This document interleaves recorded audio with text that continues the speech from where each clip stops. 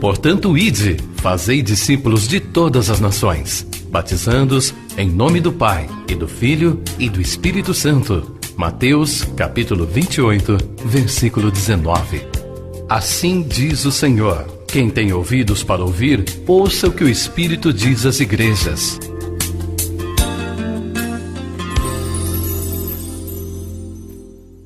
Vamos orar. Deus, em nome de Jesus, nos colocamos diante de Ti agora, ó Deus, com gratidão, com reverência no nosso coração, diante da Tua palavra.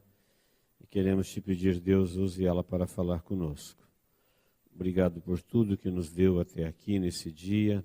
Obrigado pelo privilégio que nós temos de estar nos Teus átrios, de cantarmos louvores e de termos a oportunidade, ó Deus, de estarmos diante da Tua palavra. Que o Teu Espírito Santo use ela e fale ao nosso coração a mensagem, o propósito para o qual o Senhor envia possa ser entendido e claramente, Senhor, percebido no coração de cada um, para que possamos praticar na Tua presença.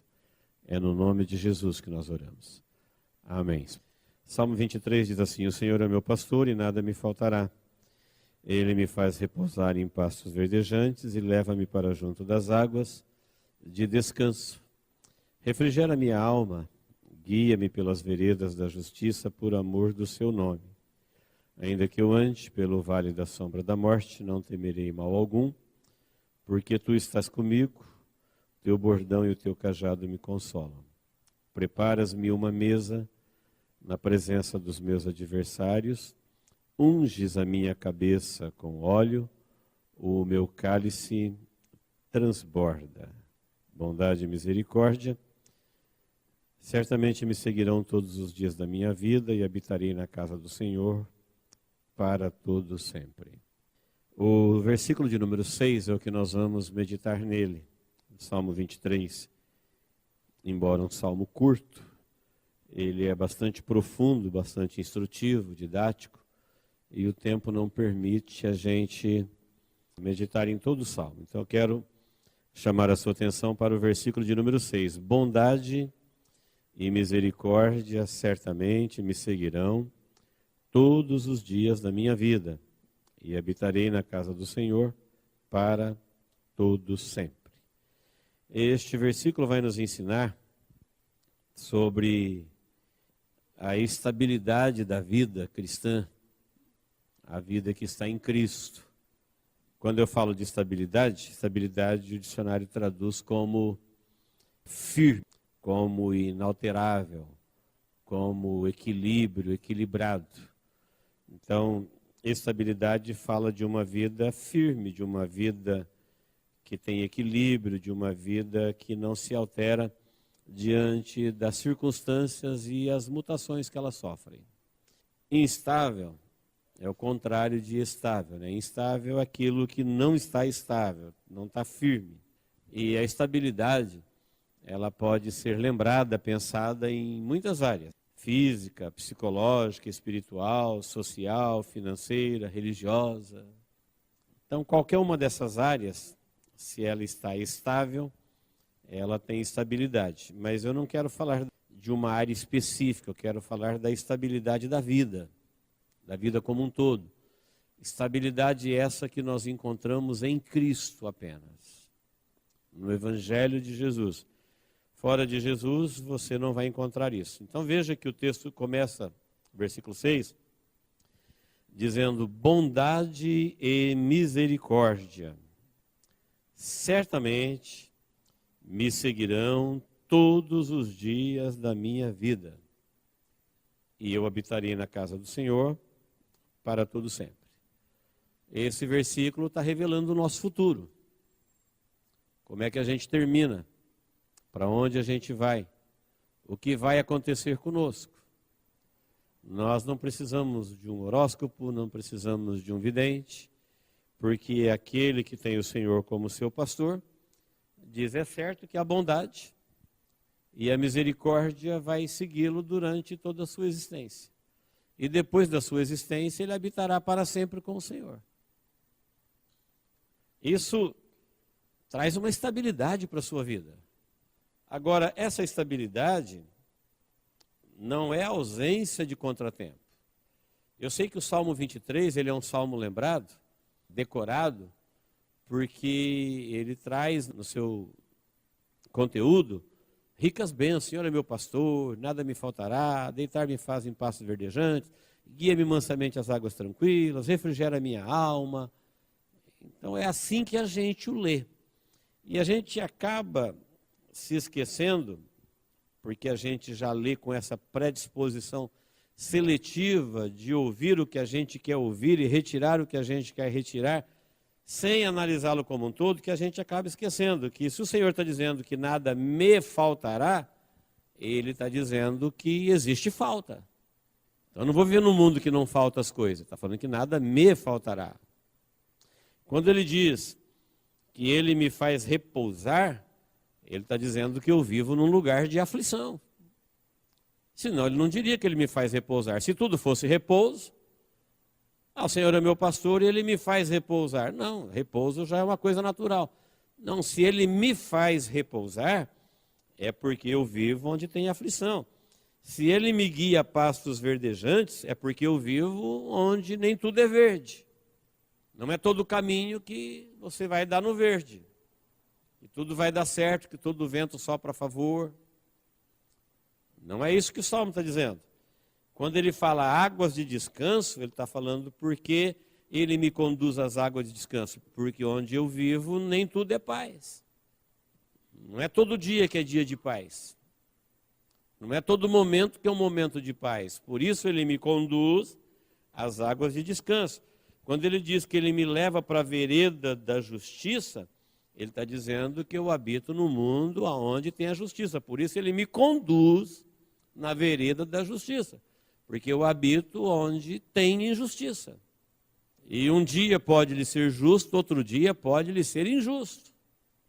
Um dia você pode estar vivendo a bondade, mas no outro dia você pode estar precisando da misericórdia. É bondade e misericórdia, não é bondade ou misericórdia. É as duas coisas simultaneamente. Então, apesar do Salmo trazer que o Senhor é meu pastor, mas ele continua dizendo que se nada me faltará, porque tem falta. E ele vai dizendo, não temerei mal algum. Por quê? Porque eu vivo num lugar que dá medo. O medo vai alcançar a nossa vida, alguns momentos, alguns dias. Por isso, o Senhor está comigo, Ele me conduz, Ele é meu pastor. Ele traz essa estabilidade para a vida da ovelha dele. Mas não quer dizer que onde ela vive, isso exista naturalmente. Às vezes nós achamos que o Salmo nos coloca numa bolha. O Senhor é meu pastor e nada me faltará. Então, quando alguma coisa acontece em volta, a gente fica instável. Então tem o dia que é o dia bom e tem o dia que é o dia inexplicável. Dia sem resposta.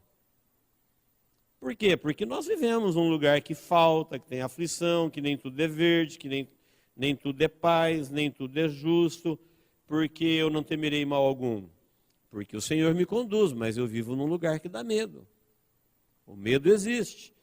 O Senhor está comigo. Quando Ele diz que Ele está comigo, Ele está dizendo que Ele não está com todos. Porque se Ele estivesse com todos indistintamente, eu não precisaria dizer que o Senhor é meu pastor, Ele está comigo. Ele está com todos naturalmente.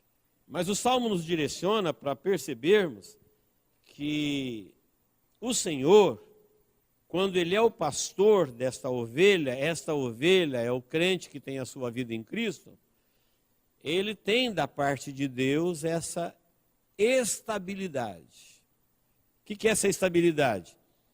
Esse relacionamento com Deus que o mantém estável.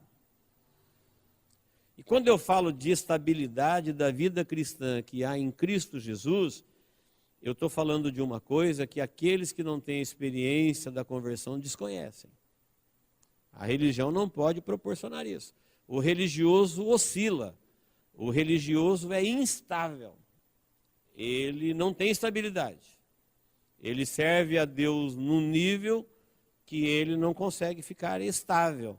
O Senhor é meu pastor e nada me faltará, ele está estável mesmo sabendo que ele vive onde tem falta. E por que ele está estável? Porque ele tem o Senhor como seu pastor. Ele tem essa confiança. Mas não quer dizer que ele vai viver num mundo que as coisas não faltam. Se nada me faltará, significa que em volta pode faltar. Que algum dia pode faltar, mas o Senhor tem uma estabilidade para conduzir o seu povo. Quando diz que ele me consola, está dizendo que tem gente que não vai ter consolo. Então tem gente que vai passar pelas mesmas aflições que nós, ou nós vamos passar pelas mesmas que eles, só que eles não têm consolo, mas o Senhor me consola.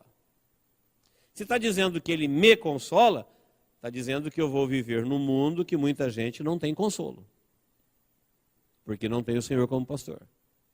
Quando a Bíblia diz, meus adversários, preparas uma mesa perante mim na presença dos meus adversários, ela já está dizendo, você terá adversários. Então por que o trauma? Quando os adversários aparecem, dão as caras. Porque a instabilidade quando a injustiça chega, se ela está prescrita, o Senhor me conduz na sua justiça. Por que ele me conduz na sua justiça? Porque eu vivo num lugar onde a injustiça reina. E o que nós vamos fazer? Ficar estável em Deus. Ele nos conduz na sua justiça e deixa o mundo na sua injustiça. Como diz o texto bíblico, o injusto continua na sua injustiça e o justo continue a praticar a sua justiça. E cada um seguirá para o seu destino. O Senhor vem, Maranata, e cada um faz aquilo que ele está proposto no seu coração. Então, se o Salmo diz que o meu cálice, ele transborda, ele está dizendo que não é o cálice de todo mundo que vai transbordar, não. Então, existe no próprio Salmos, em meio às bênçãos prometidas, uma revelação intencionalmente, às vezes, ignorada, do meio em que nós vivemos. E quando o texto diz bondade e misericórdia, ele está dizendo, olha, a bondade do Senhor vai estar sobre a sua vida, todos os dias da sua vida, mas também vai estar sobre a sua vida a misericórdia. E a misericórdia é uma coisa que a gente precisa para não cair em juízo. Porque é graça ao miserável. Então, queridos, uma reflexão simples, porém abençoadora. Certamente, está dizendo, é certo que se o Senhor é meu pastor, nada me faltará. Me faltará porque no mundo vai ter falta. Mas isso não vai nos abalar, porque nós estamos nessa estabilidade da vida que há em Cristo Jesus. Então a vida ela nos trará dias, momentos e tempos bons e tempos difíceis. E o nosso problema não é o dia bom ou o dia difícil. O que nós precisamos é estar em Cristo. A estabilidade, ela está em Cristo. A reação sua diante do bom, porque parece que diante do bom a gente nunca vai falhar. E que diante da misericórdia nós sempre seremos alcançados. Não. Nas duas circunstâncias, são coisas boas de Deus para as ovelhas do seu pasto, mas nas duas circunstâncias, o que vai determinar o quanto nós seremos abençoados é a nossa reação. Tudo que é bom é a bondade do Senhor. Então, por exemplo, quando o texto diz que bondade, Senhor, como é que vai ser minha vida? Olha, a bondade de Deus vai te acompanhar durante toda a sua existência, e você vai morar com o Senhor para sempre na eternidade. Aí eu te pergunto, nós já identificamos isso na nossa vida, a bondade do Senhor? Nós reconhecemos, nós tributamos, nós nos alegramos, nós o louvamos por isso? Não, às vezes a gente ignora essa bondade. A gente nunca parou para se perguntar, Deus, por que o Senhor me salvou? Por que eu? Conheço milhares de pessoas, ou centenas, me relaciono com dezenas, que são surdas para Deus, que são brutas para o espírito, porque a tua graça caiu na minha vida. Por que eu sou melhor do que eles? Por que eu? A resposta é bondade, graça, misericórdia. Às vezes nós falamos, o Senhor é bom comigo, mas por que eu? Por que você? Às vezes é fácil a gente reconhecer a bondade do Senhor quando tudo dá certo. Não chegamos no tempo da misericórdia. É bondade. É como se eu estivesse orando agora, agradecendo a Deus pela minha salvação, e dissesse a Deus, Deus, eu não fiz absolutamente nada. Foi o Senhor que veio ao meu encontro pacientemente, demoradamente, insistentemente, para me livrar da cegueira. Porque eu, quando milhares estão caminhando em trevas? Por que não eles? Se eu não tenho explicação, porque a explicação a resposta dessa pergunta está em Deus, mas uma resposta eu tenho, que essa bondade me alcançou. Essa bondade está sobre a minha vida. É uma bondade que me dá uma perspectiva de vida eterna. E hoje, se eu posso fazer alguma coisa consciente para Deus, ontem eu não podia, eu estava em trevas.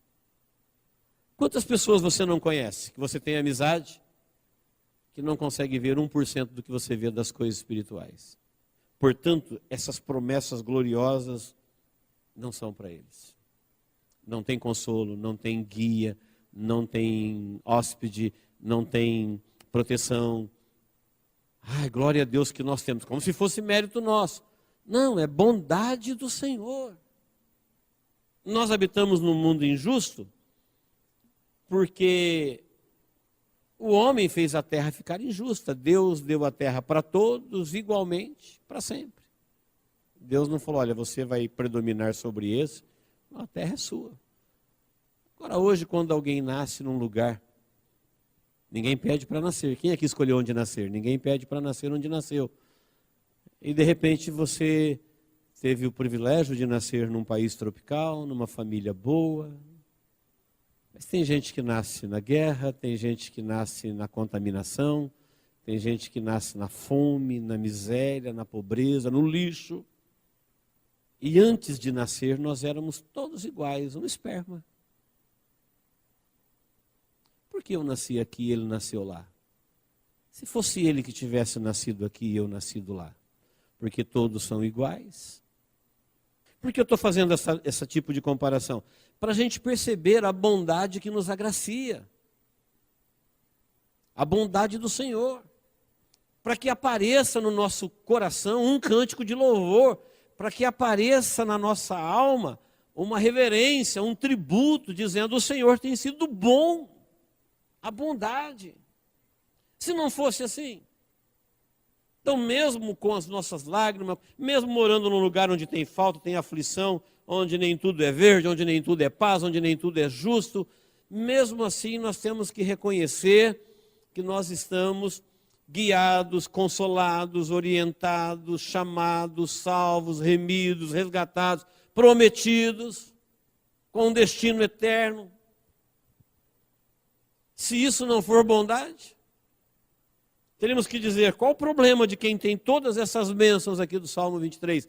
E ainda diz, certamente a bondade do Senhor, ela não vai me abandonar em uma fase da minha vida, ela vai me seguir. A bondade do Senhor vai me seguir todos os dias da minha vida. Talvez você não reconheça ela nas circunstâncias da vida, mas se você pensar da forma como nós estamos pensando hoje, nós sempre teremos um cântico de louvor, não importa o que a vida nos traga.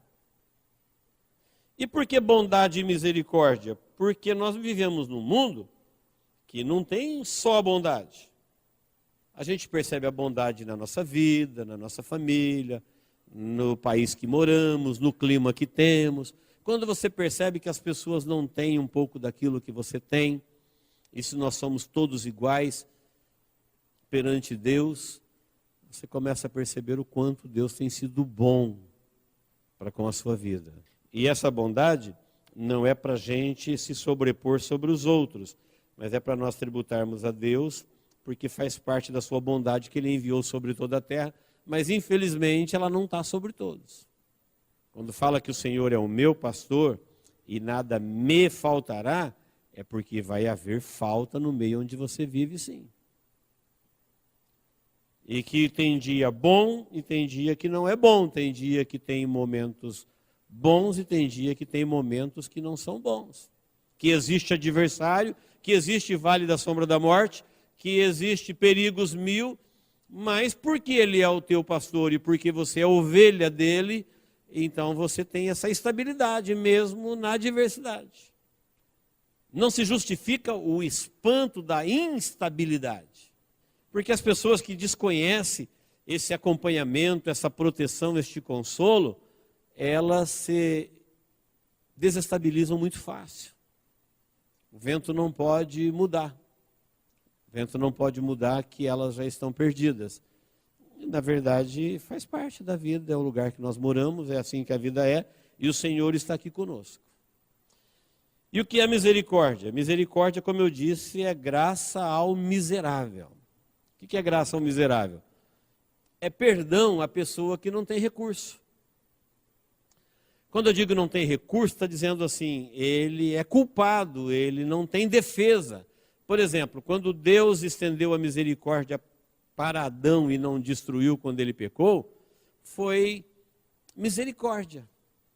Porque o que Adão diria em sua defesa? Se Adão procurasse um advogado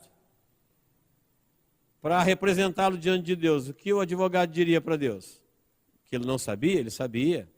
Que Deus não cuidou direitinho dele? Não, Deus o fez honrado, riquíssimo, abençoado, cheio de vida, ele não conhecia a morte, ele falava com Deus, ele era dono da terra, ele era a criatura mais honrada da terra. E por que pecou? Porque quis. Porque cedeu à tentação, porque foi enganado. Qual é a justificativa dele agora diante de Deus? Não tem. Queridos, muitas vezes na nossa omissão, na nossa vaidade, na nossa ganância, no nosso ego, nós precisamos de misericórdia, porque a gente esquece o quanto a gente é agraciado.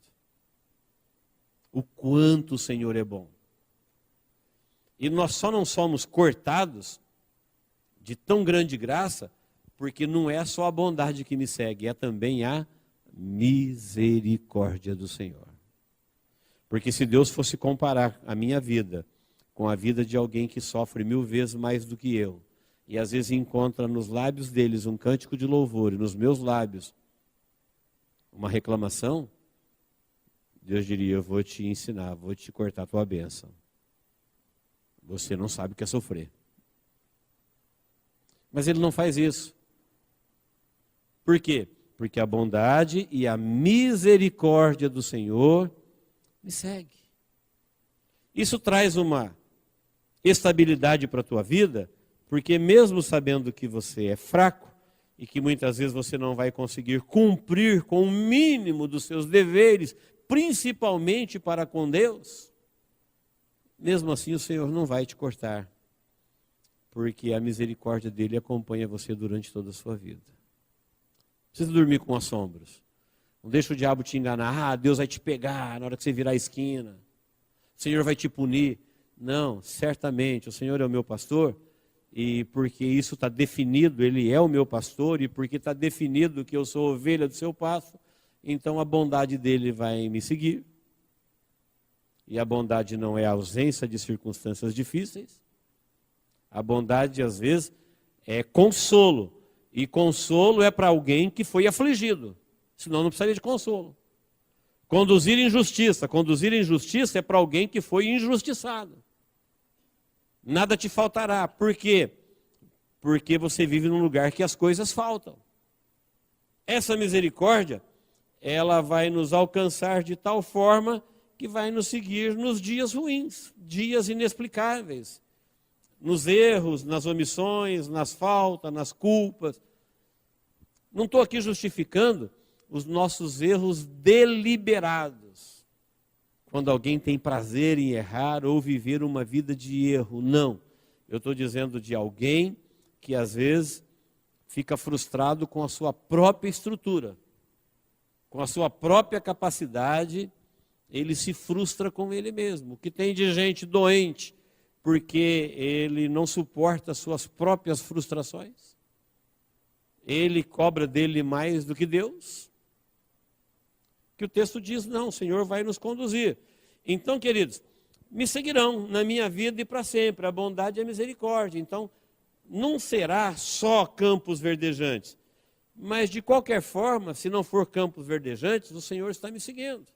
Conforme diz Romanos 8:28, todas as coisas contribuem para o bem de todos? Não. O texto diz, daqueles que amam a Deus e são chamados segundo o seu propósito.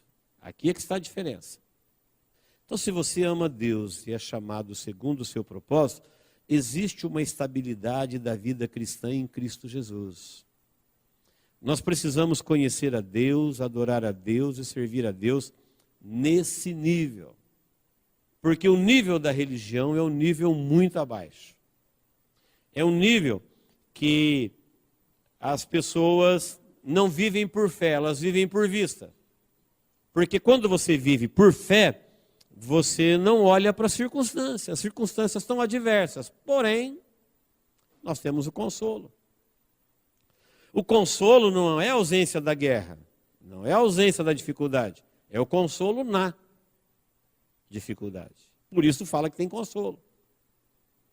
Ah, você está passando por um problemão, sim, mas o Senhor está me consolando. Tem o consolo do Senhor.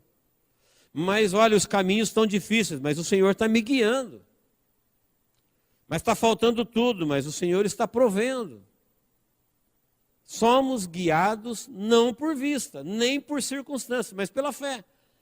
Fé em quem? Fé no Senhor, que é o nosso pastor, que deixa a vida estável, sem oscilações, que traz o equilíbrio da vida cristã no mundo desequilibrado, que traz a estabilidade para a vida do cristão, onde a instabilidade religiosa é algo evidente. Por isso os religiosos estão sempre de um lado para o outro, à medida em que o vento os espalha.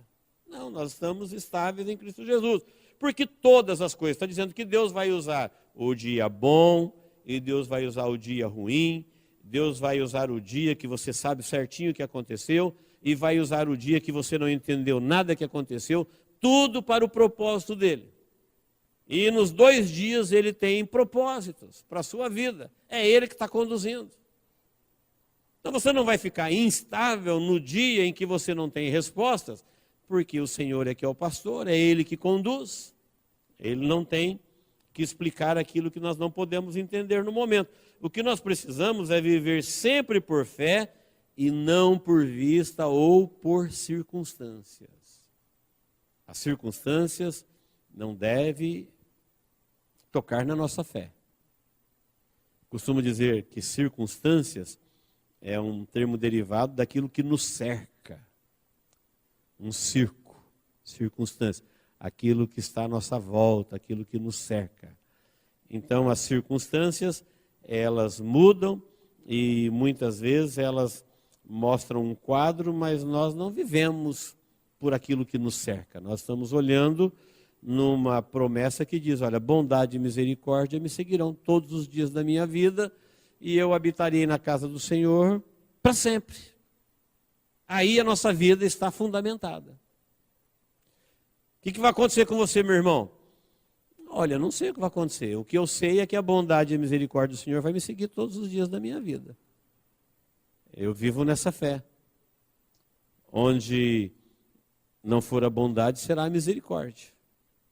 A misericórdia do Senhor, ela vai me alcançar todos os dias da minha vida, porque todas as coisas, coisas boas e coisas ruins, contribuem para o bem daqueles que amam a Deus, daqueles que são chamados segundo o seu propósito.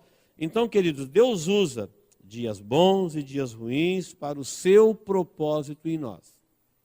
Se nós formos religiosos, quando chegar o dia ruim, a gente vai sair desse caminho de que o Senhor é meu pastor e a gente está descansando no cuidado dele. Ele sabe o que faz, ele sabe como conduz, ele sabe para onde levar. Então não deixa a instabilidade, nós devemos viver sempre por fé. Por quê? Porque os planos e propósitos de Deus são maiores, são melhores do que os nossos. Então o Senhor tem planos que desconhecemos, eles são maiores, eles são melhores. Lá na frente é que nós vamos entender os planos de Deus. E muitas vezes nós não temos como explicar. Você saberia, antes de acontecer, que aquela cruz, símbolo de maldição, de humilhação, de vergonha, de dor, seria o lugar de salvação da humanidade? Como é que Deus transforma um lugar maldito em lugar de bênção? Hoje nós entendemos, mas e antes? Se nós vivêssemos no tempo de Mateus, Marcos, Lucas, Maria, e o Cristo veio até nós e Ele vai nos salvar, e as circunstâncias, os que os meus olhos estão vendo, é o Filho de Deus passando por uma humilhação jamais prevista. Não, estava prevista, estava, mas o povo da época do Antigo Testamento lia uma Bíblia como a gente lê. Ele só via o reino, que Jesus vinha para reinar, que o Cristo viria para salvar, e que todas as nações o serviriam. Mais ou menos como a gente lê o Salmo 23, Senhor é meu pastor e nada me faltará. Quando eu falo nada me faltará, eu esqueço que eu vivo num lugar onde as coisas faltam. Quando Ele me conduz na sua justiça, porque eu vivo num mundo onde as pessoas sofrem injustiça. Se Ele vai me consolar, é porque eu vou precisar de consolo. Eu vou sentir vontade de chorar, eu vou sofrer. E o Senhor vai me consolar. Mas não é assim que a gente lê o Salmo 23. A gente só lê ele dando pulos de alegria, dizendo, Senhor é meu pastor, nada me faltará. A gente não vê o que o Salmo está dizendo como um todo. Era assim que o judeu lia o Antigo Testamento. E agora eles veem o Cristo naquela humilhação da semana da crucificação e eles ficam frustrados com tudo que está acontecendo com o Filho de Deus. Por quê? Os olhos deles estavam na circunstância. Foi depois da ressurreição que Jesus começou a abrir os olhos deles. E foi só depois que o Espírito Santo de Deus veio habitar nele, em Atos 2, que eles conseguiram ver a vida como nós vemos hoje. Até então, era uma ação e reação baseado naquilo que eles estavam vendo e vivendo.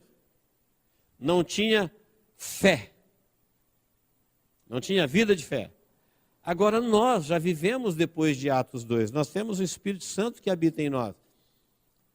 Nós precisamos voltar a praticar uma vida onde a gente não olha para as circunstâncias, onde a gente não olha para a injustiça, onde a gente não olha para as coisas ruins dessa vida. Porque o Senhor está guiando o seu povo. No meio dessas coisas todas que existem, tenha certeza disso. Jesus está guiando o seu povo. E o povo dele não está sofrendo? Tá, mas está consolado. O povo dele também não tem um monte de pergunta para tudo que está acontecendo? Tem, mas ele está respondendo. Ele está mostrando o caminho, ele está guiando.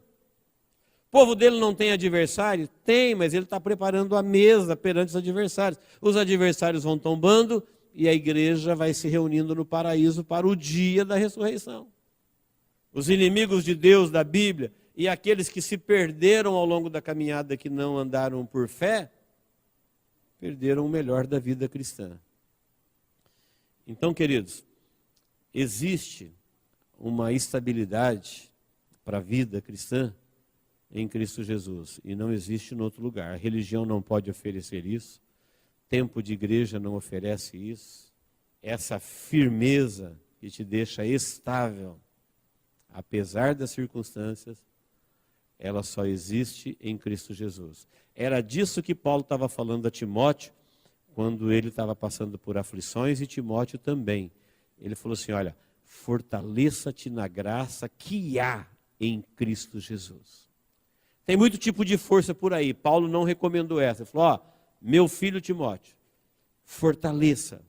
Sabe na onde? Na graça que há em Cristo Jesus. Estrutura a tua vida ali. Coloca teus pés nessa rocha. Coloca seu coração nessas promessas. Viva por fé, não por circunstâncias.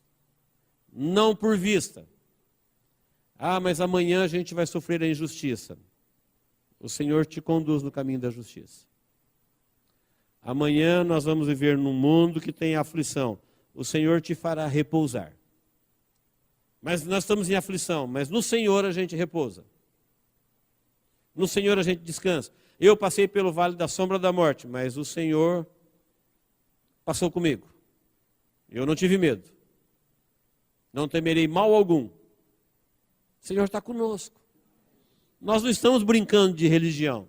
O Senhor está conosco. Isso é para a vida prática. A gente vê o tempo todo os irmãos passando por circunstâncias adversas. Enquanto alguém está testemunhando a bondade, o outro está testemunhando a misericórdia. Mas ambos estão vivendo pela fé, nessas promessas, entendendo que os planos e os propósitos de Deus são maiores, Ele sabe o que Ele faz e Ele conduz o seu povo no meio dessa adversidade. Amém, queridos? Deus nos abençoe em Cristo Jesus. Vamos orar? Glória a Deus. Louvado seja o teu nome, Jesus. Coloque-se diante de Deus. Esse é o momento de nós falarmos com Deus depois de ouvir Deus falar conosco. Quem sabe você tem alguma coisa a dizer a Deus nesse momento. O Senhor está te ouvindo. Deus, em nome de Jesus. Em nome de Jesus, ó Deus. Nós estamos aqui na Tua presença e queremos Te agradecer por esse momento. Não existe um outro lugar melhor do que esse para estar no horário desse, num dia como hoje. Aqui estão, ó Deus, aqueles que se apresentaram na Tua casa para Te louvar, para Te adorar, com suas vidas, com suas presenças, com seu louvor, com seu cântico, com a sua adoração. Ó Deus, Teu Santo Filho é o nosso pastor. Nós queremos ser ovelhas do seu pasto. Muitas vezes, ó Deus, nós somos arrastados pelas circunstâncias. Falamos, pensamos besteira, desistimos facilmente. Só estamos na Tua presença porque a Tua misericórdia nos acompanha todos os dias da nossa vida. Mas hoje, ó Deus, mais uma vez nós estamos aqui para aprender da Tua palavra, Tua inesgotável palavra, que o Senhor conduz o seu povo, que não existe uma única ovelha sua que não perceberá o seu toque, os seus impulsos, o seu chamado, que o Senhor tem para cada uma delas, ó Deus. Uma missão, um propósito eterno, e que o Senhor já ordenou sobre a vida dela, que a bondade e a misericórdia vai segui-la.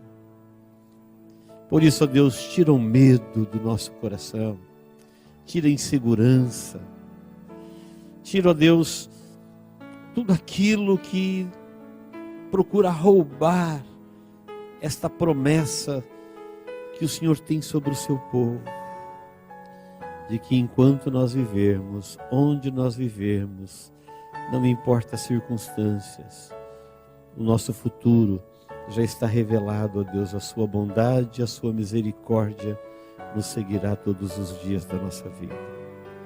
Por isso eu te peço, Pai, nos ajuda a sermos confiantes, determinados, nos livrarmos dos medos, dos sobressaltos, das frustrações.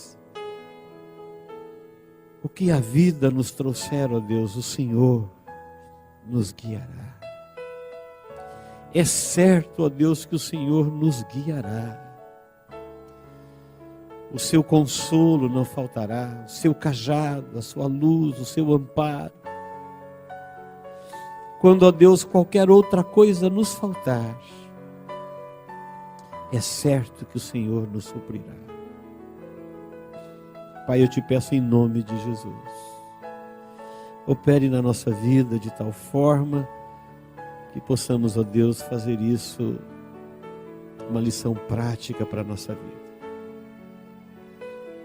Os dias são maus, os ventos são fortes, os inimigos se aglomeram, mas o Senhor é o nosso pastor. E nós não vivemos por vista e nem por circunstância. Os nossos olhos estão postos em Ti e o nosso coração confia, ó Deus, nas Tuas promessas. Não deixe, ó Deus, não permita nenhuma oscilação na vida de todos que aqui estão. É o Teu povo que vem na Tua casa para buscar a orientação do Senhor. É o Teu povo que vem na Tua casa, ó Deus, para abrir o coração, para receber a ordem do Teu Espírito Santo.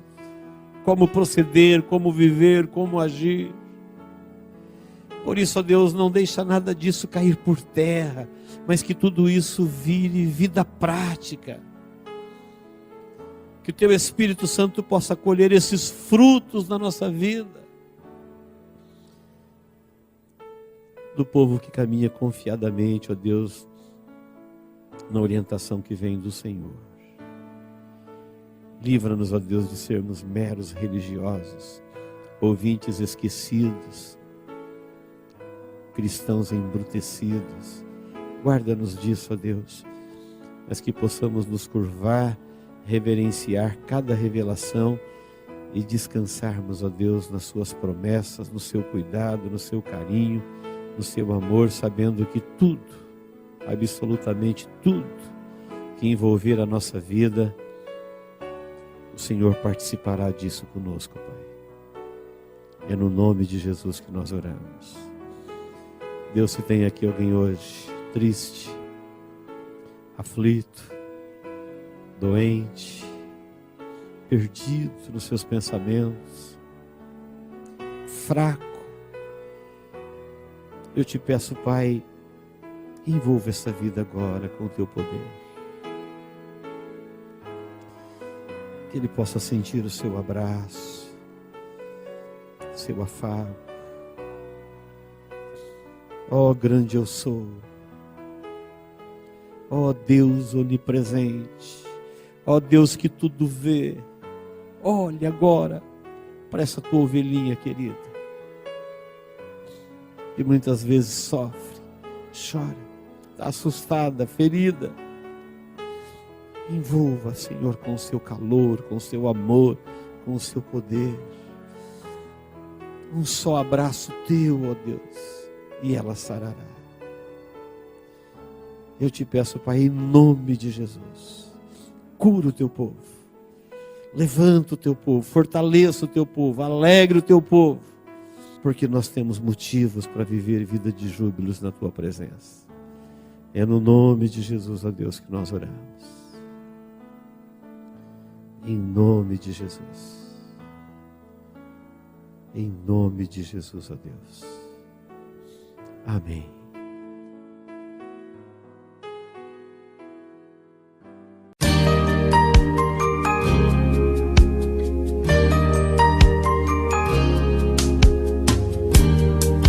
Esta mensagem foi gravada ao vivo quando ministrada na Igreja Evangélica Manancial. Este tema e outros mais estão à disposição do público a preço de custo, com o único objetivo de proclamar a palavra de Jesus nestes últimos dias.